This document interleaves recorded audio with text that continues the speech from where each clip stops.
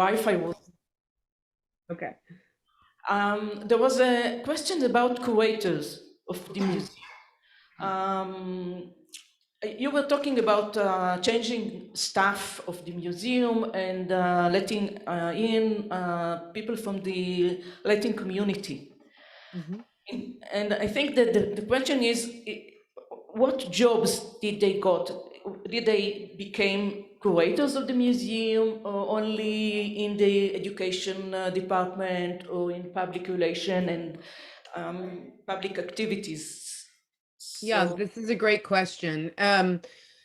We, as the museum, so because our museum, had shrunk so much to only 7 people, as we grew, we did add some jobs that look traditional in a museum and some that were very non-traditional.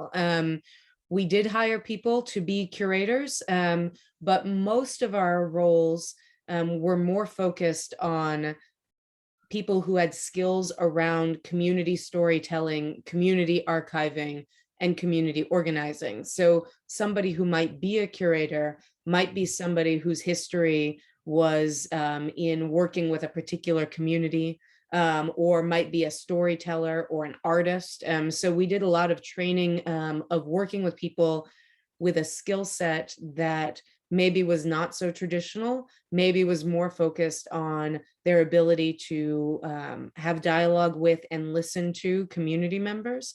But we also really respected and valued the expertise of the curators and collections managers and archivists on our team, but their jobs shifted. And so, for example, our curator, instead of being somebody who was strictly focused on finding great material and interpreting it herself, was often working in partnership with a community organizer and with community members to extract those stories, and to figure out how together we could make the best exhibition. So we were looking for staff members who had the skills, the curatorial skills, the design skills, but who were able to work in collaboration, who were very good at listening to and taking input from people who were very different from them. And so some of those skills meant they came from different backgrounds. I'll also note, I think that in a variety of parts of the world, there are more and more young people who are eager to do curatorial work in a way that is community involved and community engaged. And so we found more and more that there were people who did have both curatorial skills, but were really hungry to learn and to work in a more community-based setting. okay, thank you. Another question? Then? תוריד את המסכה כשאתה מדבר. Thank you very much for the lecture. I wanted to ask if, as opening up to, when you opened up to the community, were there any examples where you found yourself censoring yourself or limiting content that you might want to bring because it might offend the community, because you're actually changing maybe the values of the issues that certain set of values, this new community that you're catering to that have different set of values? So,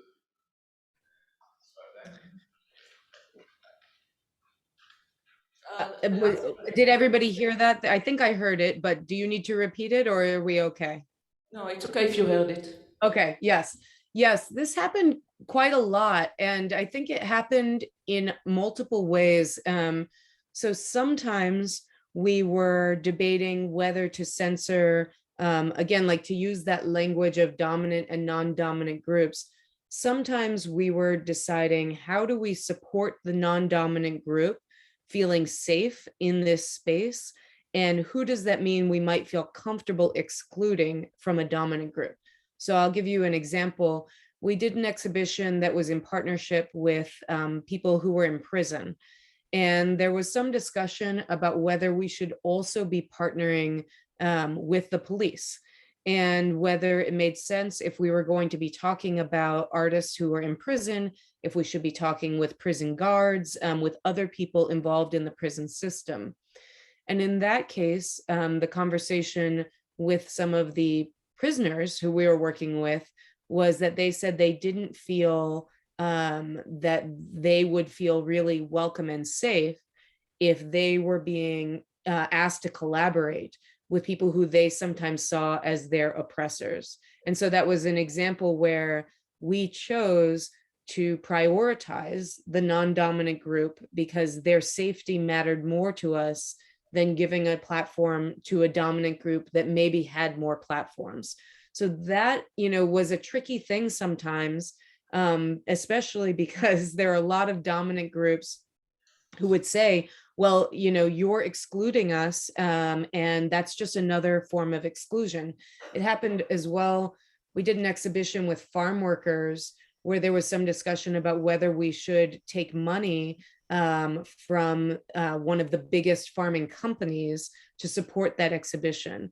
And that strawberry company wanted to give us money to support these farm workers, but there were farm workers who were in the middle of a strike and protesting against that company. So again, and there was a real division of opinion about whether we should be partnering with both or whether we should say no to the money. And in that case, we did say no to the money.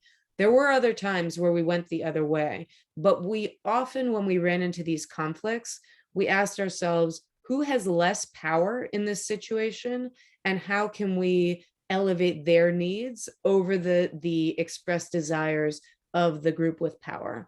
And I say needs versus desires intentionally there, because I've often found that people from dominant groups, they'll use the same words. They'll say, I feel unsafe, I feel unwelcome. But what they're actually saying is, I don't like it. It's not to my taste. I don't understand why you're doing it.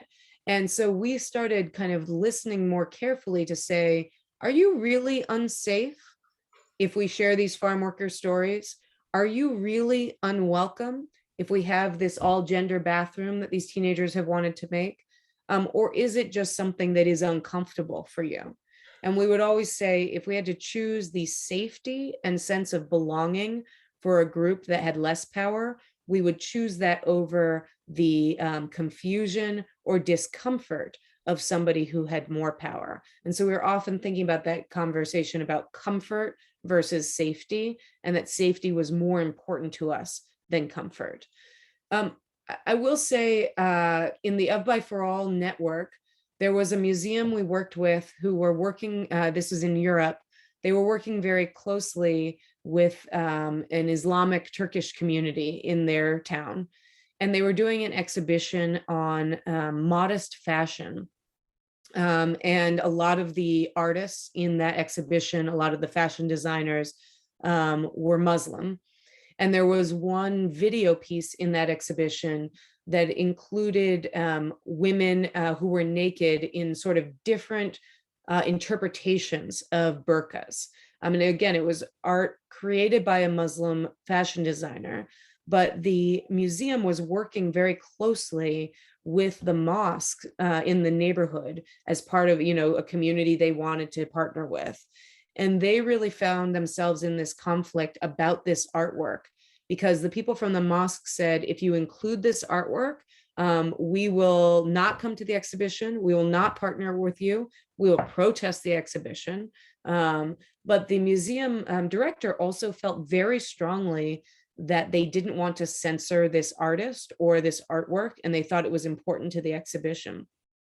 And so they ended up coming to a compromise where they put that artwork, that video piece, in a space with a little kind of wall so that people could decide if they wanted to go. There was a label letting people know what was there. And they talked with the people from the mosque about it.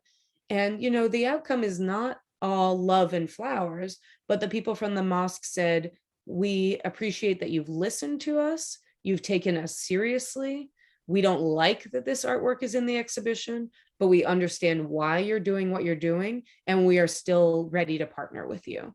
And I think that that's often how this goes, is that it's not that it will ever be perfect for everyone, but that what people are looking for is to be respected and really taken into consideration when these kinds of conflicts come up.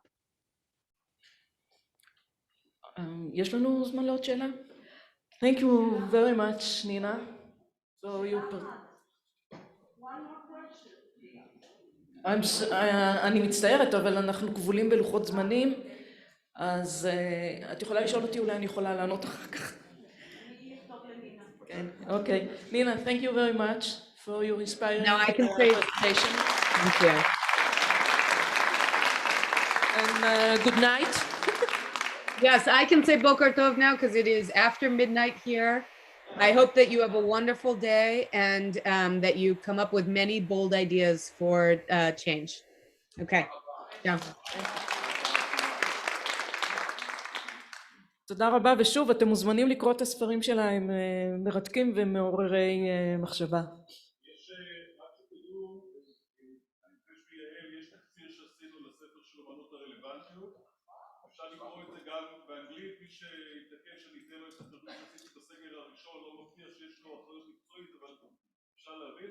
אבל אפשר לקרוא את זה באנגלית, והרעיונות שם, הדוגמאות שהיא נותנת הן מטלטלות. כאילו לי הם גרמו שינוי במחשבה, שווה לכם ככה להשקיע בספר הזה, כי באמת היא נותנת שם דוגמאות מדהימות. אני לא יודע שפות אחרות. מקוון, אפשר למצוא אותו באינטרנט.